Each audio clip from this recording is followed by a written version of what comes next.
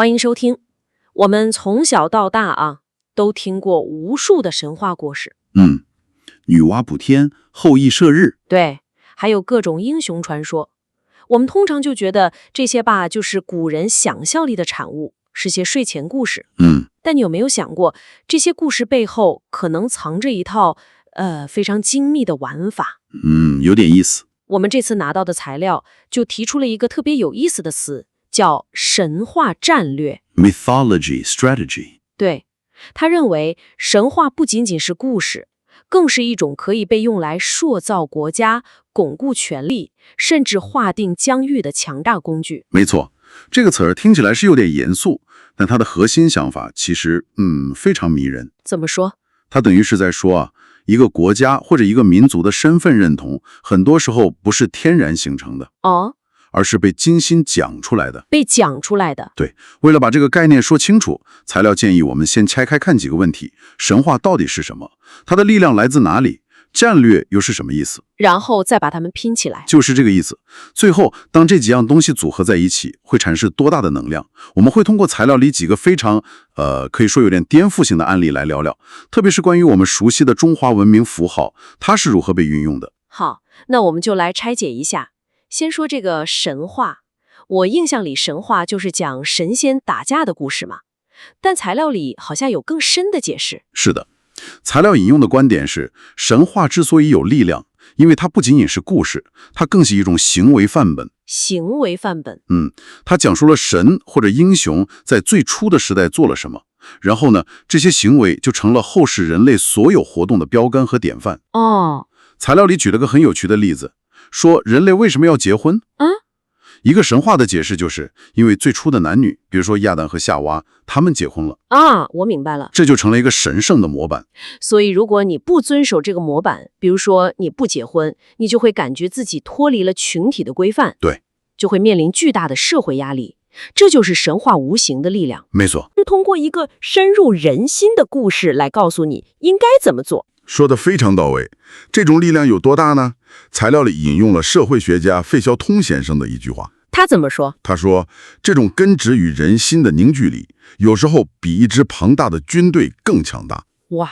你想想，当这种精神力量可以被有意识地引导和利用时，它就从单纯的文化现象变成了可以服务于特定目标的政治工具。这就是神话战略的用武之地。对了，那战略这个词呢，听起来很军事化。它确实源于军事，但现在用得很广。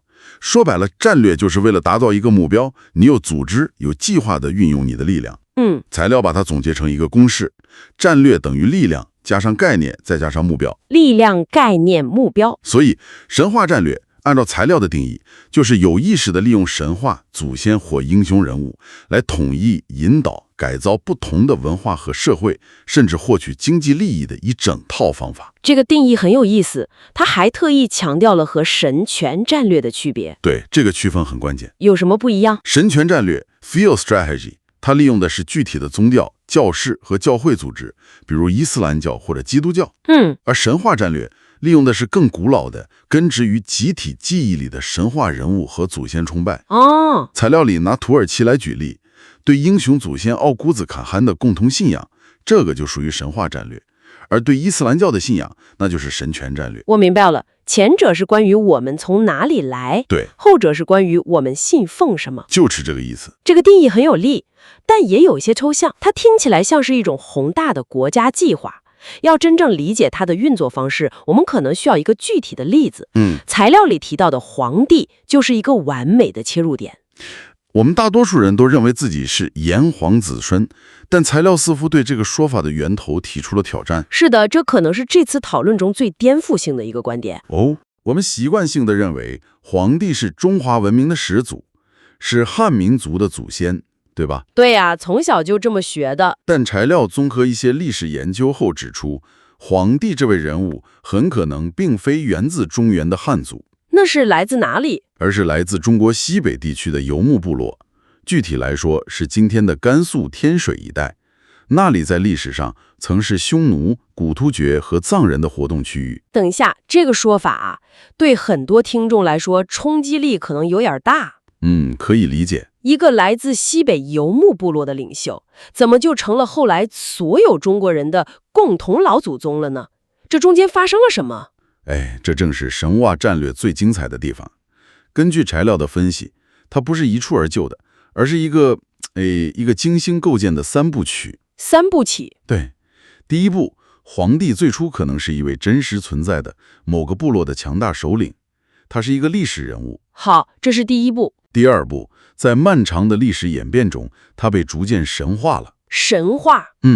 成了一个法力无边的神，而且被安排住在了神山昆仑山，成为了中国神谱的中心。从人变成了神，那第3部呢？第3部最关键是再历史化。再历史化，这是什么意思？历史学家司马迁在写《史记》的时候，又把这位已经被神化的皇帝从神坛上请了下来，写进了正史的开篇《武帝本纪》里。把他描绘成一位真实存在过的，开启了整个中华文明的至高无上的帝王。所以这个过程就像一个回旋镖。这个形容太贴切了。先把一个历史人物扔到神界去镀一层金，让他变得神圣无比，然后再以历史的名义把他收回来。对，他就成了一个谁都不能质疑的统一所有人的老祖宗。就是这么回事。这个转变的背后有着非常深远的战略考量。材料分析说司马迁写《史记》的汉代，正是一个需要建立大一统世界观的时代。需要一个统一的叙事。没错，通过把黄帝这位可能源自西北的英雄定位为所有人的共同始祖，就为这个多民族的帝国提供了一个最根本的文化合法性。这么一来，后来在中国这片土地上建立政权的各个民族，无论是匈奴、鲜卑还是蒙古，他们的统治者都会想方设法把自己的血统追溯到黄帝那里去。所以这不仅仅是在记录历史，更是在用历史来创造统一。明白了。如果说黄帝这个例子是为了在血缘和法统上把大家拧成一股绳，那材料里的第2个例子西王母似乎是关于地盘的。我一直以为西王母就是《西游记》里那个掌管蟠桃园的神仙老奶奶。她可比那个形象复杂多了。材料指出，西王母最早也并不是汉人的神。也不是啊。对，她的形象非常狂野，半人半兽，有着老虎的牙齿和豹子的尾巴。哇哦，这种形象很可能与古代西部崇拜老虎图腾的羌族、戎族等部落有关。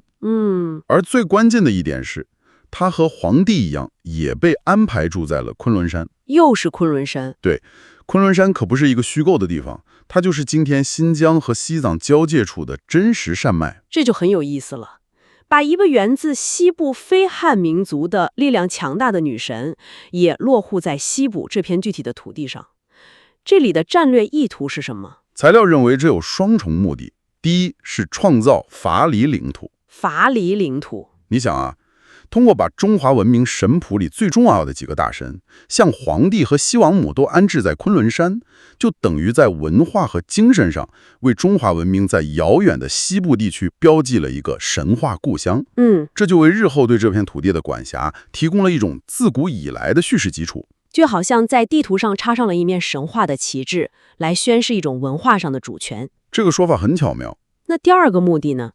我记得神话里有周穆王去见西王母，还有西王母向中原帝王进贡的故事。对，这就涉及到第2个目的，象征政治臣服。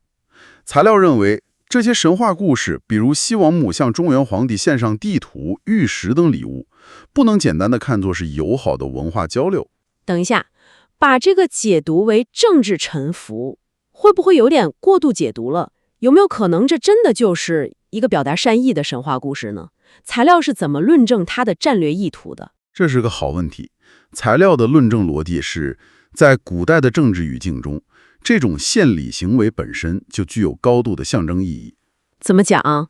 特别是献上地图这种东西，在古代几乎就等同于献出土地的管辖权。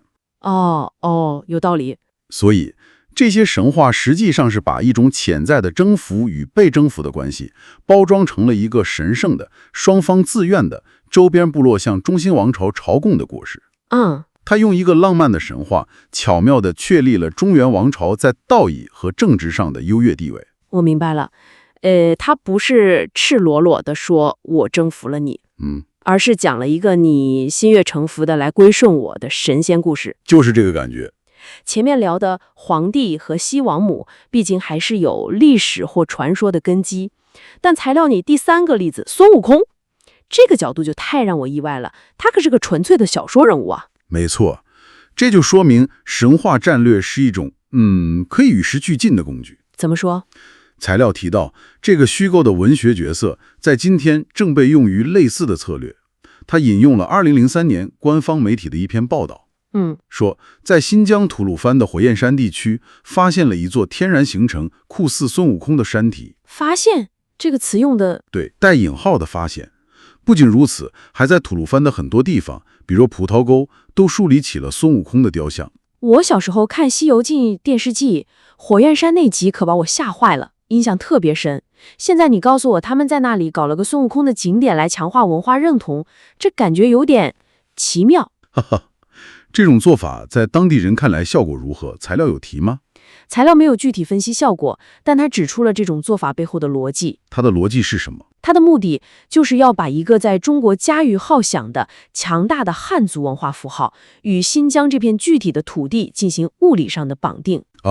绑定。对，通过发现自然景观和树立雕像来营造一种孙悟空当年真的来过这里的氛围，从而在潜移默化中强化这片土地自古以来就是中华文化圈一部分。没错，他把一个文学故事变成了一个可以触摸、可以看见的历史遗迹。这让我想到，这种策略在今天也可能面临挑战吧。在古代，信息渠道单一，官方怎么说，大家就怎么信。但在互联网时代，一个在新疆立的孙悟空雕像，可能会在网上引发各种各样的解读，是不是？确实。甚至可能被一些人认为是文化上的强行植入。这种古老的战略在今天是否还能达到预期的效果，确实是个值得讨论的问题。你提出了一个非常关键的点，这恰恰说明了神话战略的复杂性。当然，材料也强调，这种做法并非中国独有，其他地方也有。他举了土耳其的例子，比如塞尔柱王朝的建立者，他并非王室出身。为了让自己的统治显得天经地义，就把自己的血统追溯到了传说中的神话英雄阿弗拉西亚伯。又是认祖宗。对，这说明利用祖先崇拜来获得政治合法性，是一种非常普遍的历史现象。这么说来，这种攀亲戚的策略，从古至今，从到外，大家都玩得很溜。是的。更有意思的是，材料还把这个概念延伸到了我们身边的商业世界。商业世界，比如很多人脚上穿的耐克鞋 Nike。耐克这个名字就来自希腊神话里的胜利女神，还有像飞马航空 Pegasus， 甚至汽车品牌 Volvo， 此源都和神话有关。这么一说，我才反应过来，耐克卖的也不只是鞋，它是在卖胜利这个神话概念。对了，这背后的逻辑跟把皇帝打造成始祖好像有异曲同工之妙。就是个道理。都是给一个东西，无论是一个国家还是一双鞋，赋予一个强大而动人的故事，来增加它的合法性或者吸引力。完全正确。这说明神话战略的内核在今天依然有效，只是应用的场域从政治转向了商业。好了，聊了这么多案例，我们回到最初的问题，究竟意味着什么？对，我们来总结一下，如果要把材料里的这些观点串起来，我们能得出一个什么样的核心结论？材料的观点其实揭示了一个清晰的模式，通过吸收、改造，甚至直接借用邻近民族的神话，把他们的神和英雄变成自己的神和祖先。然后再把这些神和祖先安家在那些民族生活的土地上。你看，通过这样一个操作，就同时解决了2个最核心的问题。哪2个？一个是统治的合法性，我们是共同祖先的后代，所以你们理应归我管。另一个是领土的合法性，这片土地自古以来就是我们神话的故乡，所以它理应是我们的。哇，这么一说就全通了。这才是神话战略最高明的地方，它让政治诉求看起来像是天经地义的历史传承。所以通过这次深入的探讨，我们看到神话远非我们想象的那么简单。它是一套复杂而强大的叙事系统，从神圣的祖先黄帝，到西部的女神西王母，再到虚构的文学角色孙悟空。对，这些我们耳熟能详的名字，在材料的解读下，都成了构建国家宣示主权和同化民族的工具。是的，这确实揭示了叙事，也就是讲故事，在塑造我们的身份认同和现实世界格局中拥有多么惊人的力量。它提醒我们，我们所认同的身份和历史，很多时候可能都是经过了千百年的精心建构和讲述才形成的。材料主要聚焦于国家是如何运用神话的，但这确实也给我们留下了一个值得继续思考的问题。在我们这个被全球品牌和数字媒体包围的现代世界里，今天又是由谁在创造那些塑造我们身份和归属感的新神话呢？有意思。是那些科技巨头用算法为我们编织的个性化世界，还是社交媒体上一个一个崛起的网红和意见领袖？或许新的神话制造者已经出现在我们身边，只是我们还没意识到而已。